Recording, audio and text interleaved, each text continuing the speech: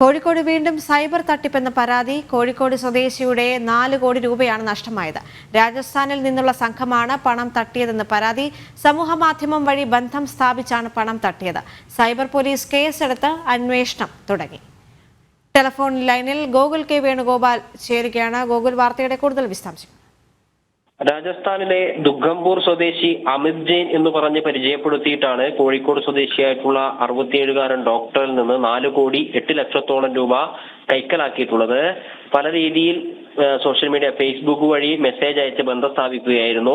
പിന്നീട് കുടുംബത്തിൽ പലതരത്തിലുള്ള പ്രശ്നങ്ങൾ ഉണ്ടെന്ന് പറഞ്ഞ് പല തവണകളിലായിട്ട് പല കാരണങ്ങൾ പറഞ്ഞ് ഈ ഡോക്ടറിൽ നിന്നും ഓരോ തവണയും പണം സമ്പാദിക്കുന്ന അല്ലെങ്കിൽ പണം സ്വീകരിക്കുന്ന ഒരു സാഹചര്യമായിരുന്നു ഉണ്ടായിരുന്നത്. ഓരോ തവണയും വ്യത്യസ്ത കാര്യം പറഞ്ഞായിരുന്നു പണം സ്വീകരിച്ചത്. 5000-വും 10,000-വും രൂപയായിട്ടായിരുന്നു ആദ്യഘട്ടങ്ങളിൽ പണം സ്വീകരിച്ചെങ്കിൽ പിന്നീട് ലക്ഷക്കണക്കിന് രൂപയുടെ ഇടപാടാണ് ഇവര് തമ്മിൽ നടത്തിയിട്ടുള്ളത്.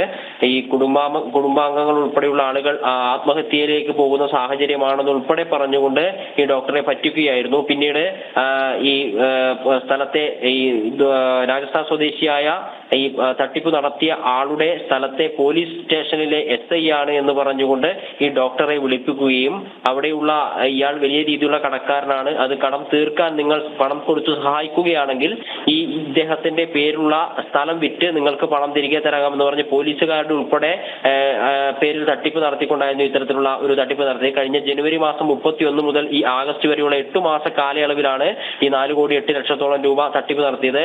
പിന്നീട് വളരെ കഴിഞ്ഞതിന് ശേഷമാണ് ഈ രീതിയിൽ വലിയ തട്ടിപ്പായിരുന്നു ഇവരുടെ ഭാഗത്ത് നടത്തുന്നതെന്ന് ഈ കോഴിക്കോട് സ്വദേശിക്ക് മനസ്സിലായത്. പിന്നീടാണ് കോഴിക്കോട് സൈബർ പോലീസിൽ പരാതി നൽകുകയും അന്വേഷണം ആരംഭിക്കുകയും ചെയ്തത്.